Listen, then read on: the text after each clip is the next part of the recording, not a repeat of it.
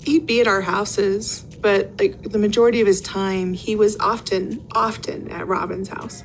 It was right there in black and white. Date, time, amount, location. Salsa Brava, it read, again and again. Each receipt practically identical, down to the dollar. Janelle spread them across the kitchen counter like tarot cards, each slip whispering the same ugly truth. So when we were in Las Vegas, Robin gave me an office space and a space for my car. Cody had a new daily ritual, and it didn't include his wives. Not Christine, not Mary, and certainly not her. No, this wasn't some one-off lunch or the occasional pit stop during errands. These were weekday regulars. 5 days a week, hours at a time, same booth, same server, same beans. This was a pattern, a habit. And now, finally, Janelle had the paper trail. He says he's too busy to help move the storage shed, she muttered, holding one receipt close to her face, but he's got time to sit and eat burritos for 3 hours. The math didn't lie. The timestamps didn't lie. The silence in their group chat didn't lie either. I mean, what would you think about putting it in your garage? Cody, how often are you going to wrestle? If I did it See, this is my every day point. with Hunter, is that my garage? I'm Are gonna you talk. telling me that's my garage? Yeah, I'm going to talk. For months now, the wives had quietly traded the same tired question. Where does he go all day? Christine had been the first to voice it out loud during filming. Not angrily, but almost like she was trying to reassure herself she wasn't crazy. I don't know where he is, she'd said, eyes flicking toward the horizon as if Cody might suddenly appear, arms full of groceries, a changed man. He just drives. An alone conversation, okay?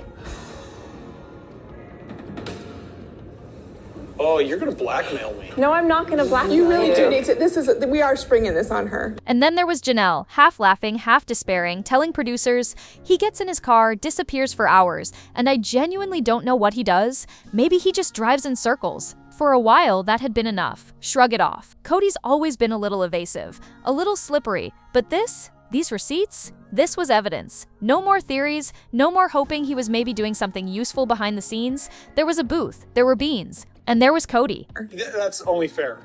Christine pulls me aside and says, listen, if this Matt's going into my house, then you're going to be a better husband. You're going to spend more time at my house, more grocery money. I had to essentially kind of talk her into it. Hi, Cody.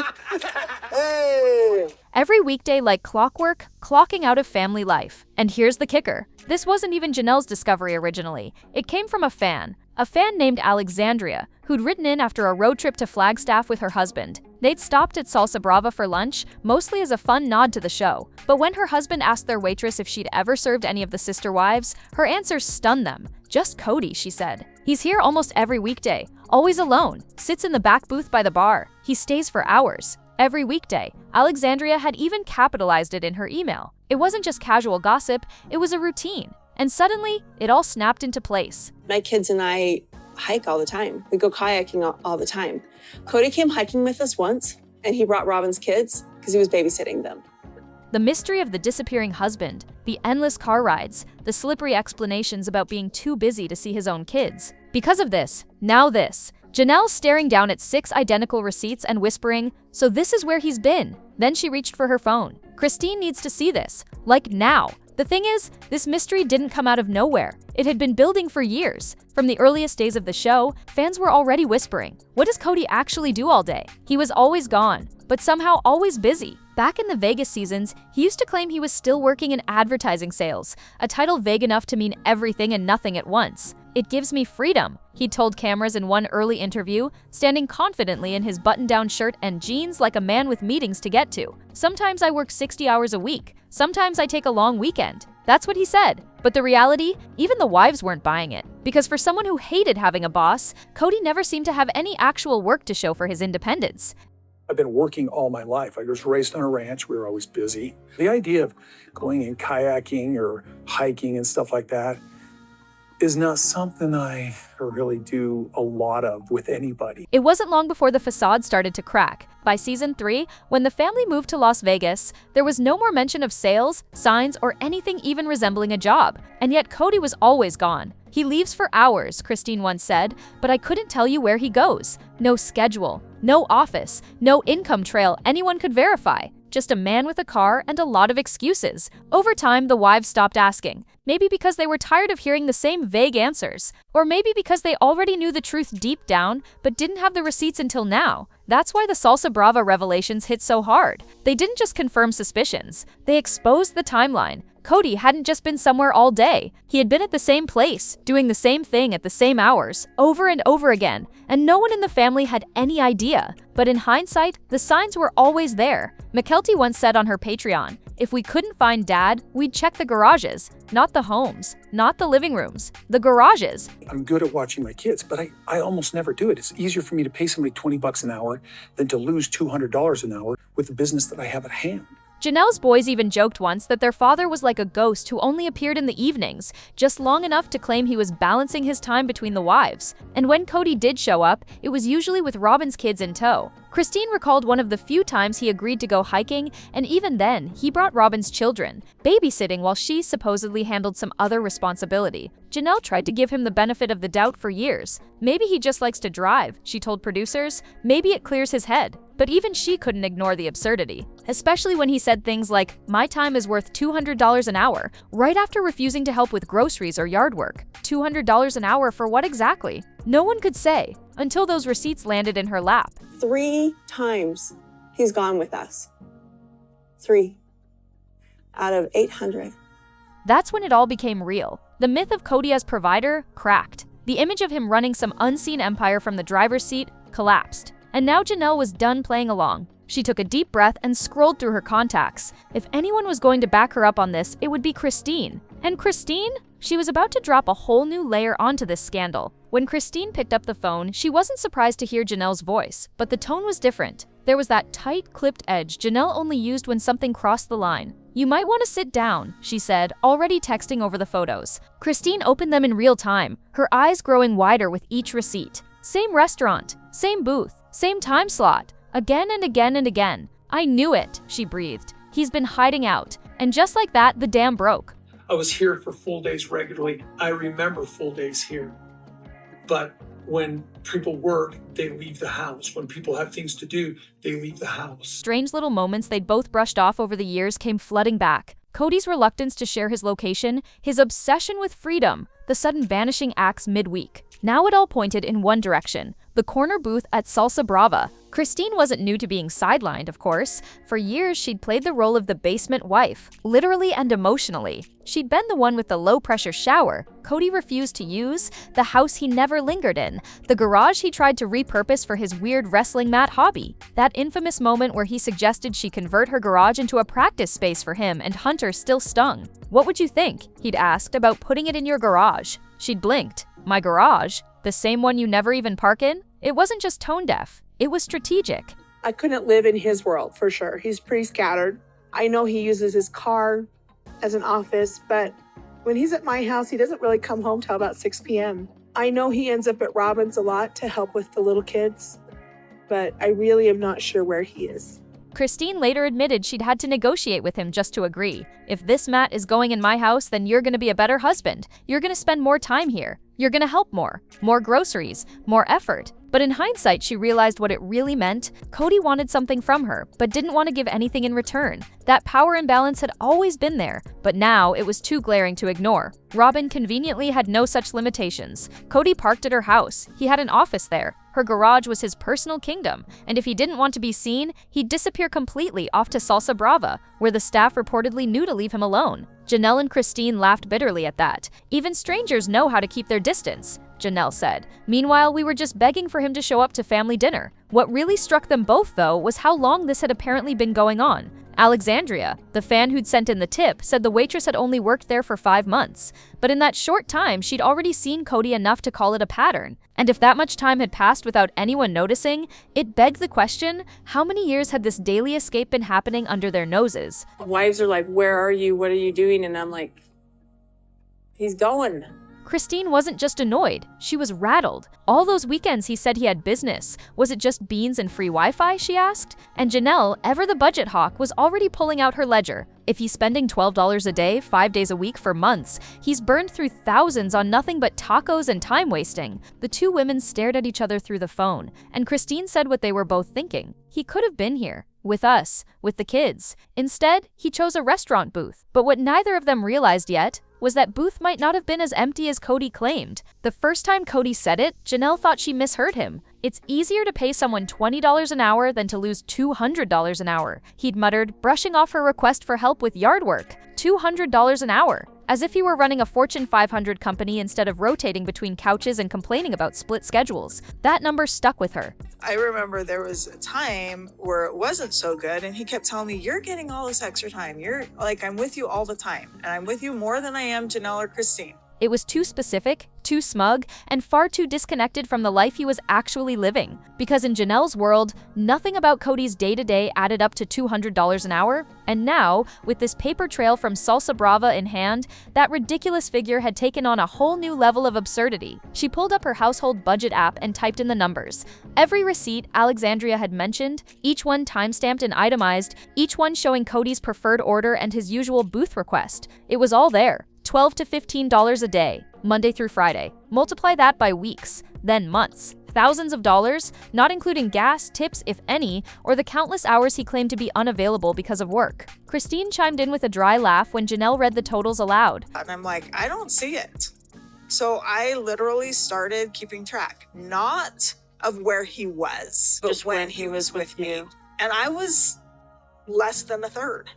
So he's not too busy to drive across town for overpriced beans and a booth with decent lighting, she said. He's just too busy for us. But even that might have been too generous, because what Cody was really doing during those long afternoons wasn't just hiding, he was actively avoiding. Janelle remembered one particular weekend when she had asked him to help with some yard work. Nothing major, just a couple of garden beds and a trip to the dump. He'd said he was tied up, claiming he had a meeting that couldn't be moved. She let it slide at the time. But now, that date matched one of the receipts exactly. Same time slot, same location, same back booth, no meeting, no business, just Cody beans and solitude. The more Janelle thought about it, the more insulting it became. All those times he'd refused to show up for birthdays, playdates, or even just to fix a leaking faucet, always citing some vague, high-priority work obligation. And yet here he was, proven by his own debit card, frittering away the hours like a man with nothing better to do. $200 an hour, she muttered again. I'd love to know what job pays that for hiding in a restaurant booth. Christine didn't answer.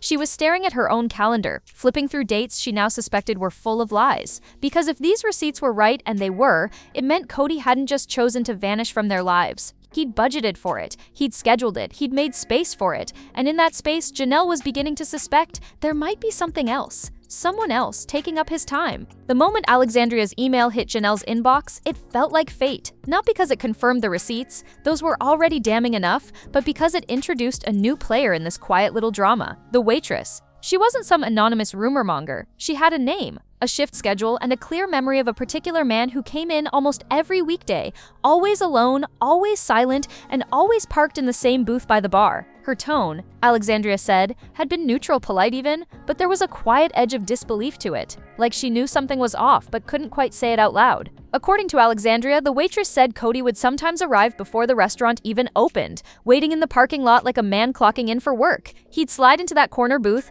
order his food, usually something cheap and protein-heavy like beans or tacos, and then just sit for hours. He rarely spoke. He didn't bring reading material. He wasn't chatting on the phone or meeting anyone, at least not visibly. But he was there, and everyone on staff knew it. They called it his booth. They gave him space. In fact, they avoided his booth on purpose. "We know to leave him alone," the waitress reportedly said, which sent a chill down Christine's spine when she heard it. Even strangers tiptoed around this man. Janelle reread Alexandria's message 3 times just to make sure it wasn't a prank. But it wasn't. It was the kind of first-hand, mundane but undeniable truth that shattered all the stories Cody had spun.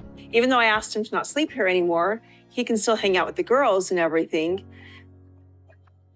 But he's not here any more than he was before. He's not here any less. It's the same. Truly's not even noticed it. He wasn't running errands. He wasn't managing a business. He wasn't mentoring anyone or prepping for filming. He was parking himself in a booth every single weekday while his wives raised kids, ran homes, and kept the entire sister wives world turning. And now, Janelle had to wonder, was he really alone in that booth? Because one detail in the email stood out like a blinking red light. Alexandria mentioned that although Cody usually sat alone, on 2 separate visits she thought she saw him nodding at someone already sitting in the booth when he arrived. It was subtle, no hugging, no smiling, but there was acknowledgement, like they'd met there before. The waitress couldn't confirm the person's identity, but said the second figure had dark hair and avoided eye contact. Could be nothing, Alexandria wrote, but it made me wonder. Christine wondered too. In fact, she wondered aloud, what if he's not hiding out? What if he's meeting someone? Janelle didn't want to believe it, at least not yet, but the idea had been planted because the more they looked at the receipts,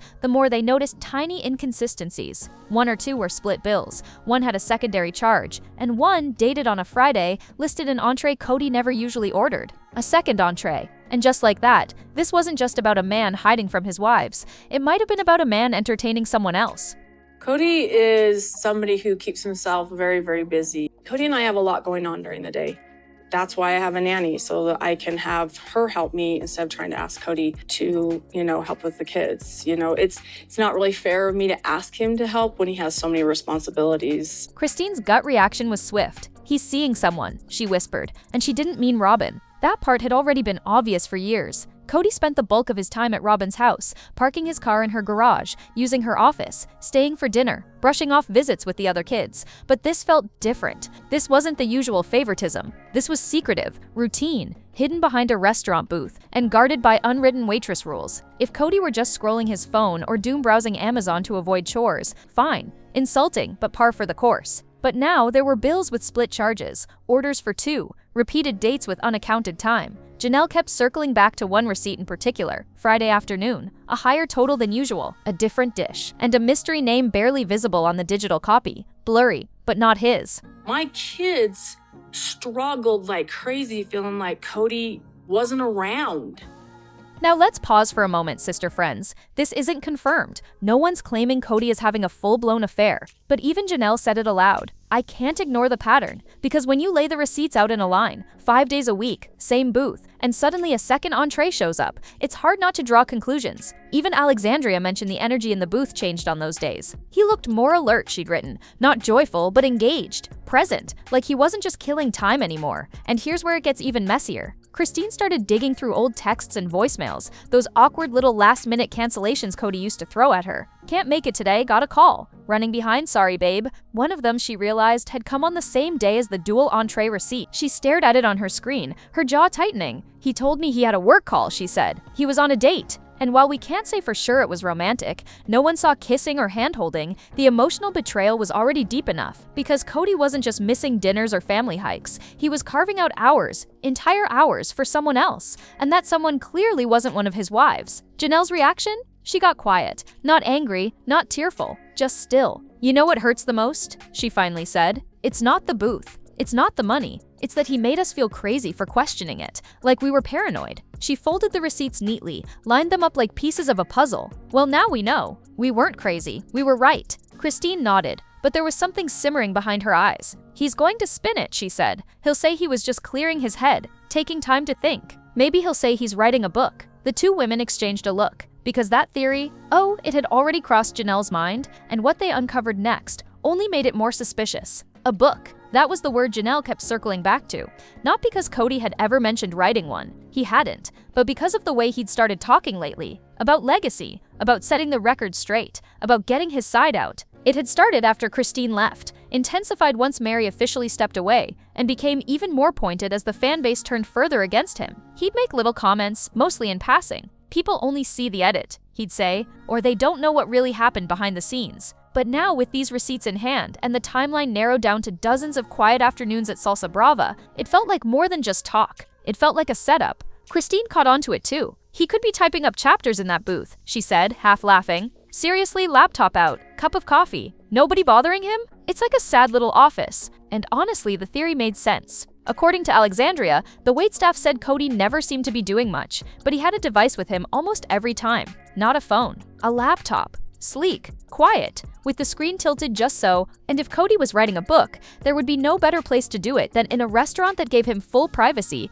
free refills, and no distractions from children or wives who might interrupt the narrative he was crafting. But the wives weren't amused, because if he was out there building a tell-all, it wasn't for their benefit, it was for his, to rewrite the story. To recast himself, not as the absentee dad, not as the favoritism-prone husband, but as the misunderstood patriarch who tried his best while everyone else fell short. If he's writing a memoir, Janelle said, it's going to be a masterclass in selective memory. Christine agreed. I can already hear the title, Father of 18. or something equally dramatic, maybe driven by duty. She rolled her eyes. Only thing he's driven lately is to that restaurant. And then there was the question of what else he might be doing on that laptop. Because let's be honest, writing wasn't the only possibility. Christine floated it first. What if he's back on the apps? Not necessarily for hookups, maybe just for validation, attention, or a future fifth wife. He'd come over like at 5 or 6 in the evening, and he'd come and spend time. Even on the weekends, he would only be there at 5 or 6 in the evening. It wouldn't be the first time Cody wandered emotionally before telling the truth. The man loved control, and having a secret project, whether a book or a dating profile, was a very Cody kind of control. Janelle frowned. "I don't think he's cheating," she said softly, "but I do think he's hiding something. And that was, in some ways, worse. Because a betrayal you expect is one thing, but this was calculated, curated. He'd chosen a booth, chosen solitude, and chosen silence, and now it was time for someone to break that silence. Because back at home, there were more people starting to ask questions, including the kids. The children had noticed the absences long before the receipts confirmed them. It just wasn't something they knew how to name. Gwen had once said in an interview that by the time she was old enough to care, her dad was already more of a visitor than a parent. And truly, still too young to fully process it, never quite seemed to grasp what all the older kids quietly understood, that Cody wasn't around. Not really. He might show up at 5 or 6 in the evening, just in time to sit on the couch and claim presence, but the substance of fatherhood, that had long evaporated. And the worst part, he'd made it sound like they were the problem, that the family was too chaotic, that his absence was necessary for balance,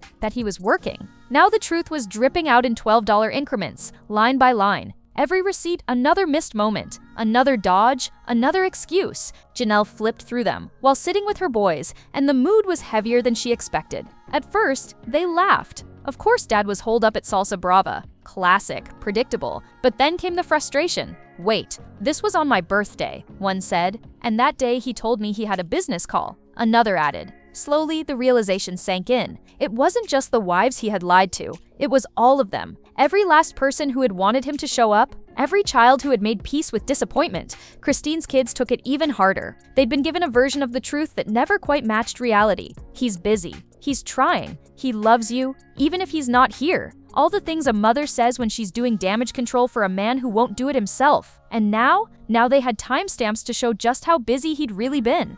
Right now, Truly doesn't understand at all. She doesn't see what Gwendolyn and Isabel and have seen for years. That he's just somewhere else. One of the girls looked at Christine after reading the receipts and said, "He had hours for that place, but not for us?" That question echoed through the house for days. Because what do you say to that? How do you explain that a father who lived just minutes away had chosen to invest his time into bean bowls and quiet corners instead of soccer games and Sunday dinners? Christine didn't have the words. She just hugged her daughter and promised, "You're worth so much more than his schedule ever gave you." And behind all of this, there was the unspoken truth. Even Robin's kids weren't getting him anymore. Janelle had noticed it. He used to take them to the park, to karate, she said. Now it's all just gone. I think even Robin doesn't know where he goes. Maybe she didn't want to. Or maybe she did, and had decided it was easier to let him vanish into his booth 5 days a week than to force him to be present. But that silence, it wasn't going to last. Because the sister wives weren't the only ones asking questions anymore.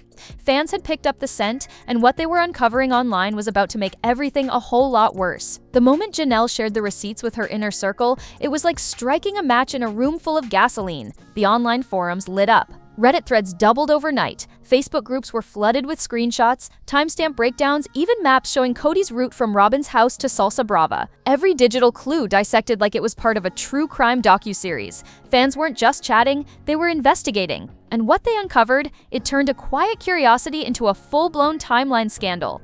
One user created a spreadsheet, spelled out, date by date, linking known family events with Cody's confirmed restaurant visits. Another compiled side-by-side photos from Instagram stories posted by the wives with matching receipt data to prove Cody was not where he claimed to be. A third posted a side-by-side of the booth Alexandria, described with a screen capture from Google Maps, complete with the back bar window she mentioned. It all matched perfectly. And then came the theories. Some suspected he was writing that book Christine joked about. Others were convinced he was planning a tell-all media project, a podcast, a docuseries, maybe even a spin-off show from his own perspective. A few, more dramatically, speculated he was slowly building a separate life entirely, complete with a secret business or romantic interest. Nothing was confirmed, of course, but that didn't stop the speculation. As one user posted, "You don't vanish into a restaurant booth every day unless you're either hiding something or building something." TLC producers, it seems, were also paying attention. Whispers started to circulate, allegedly, that the receipts had caused tension behind the scenes.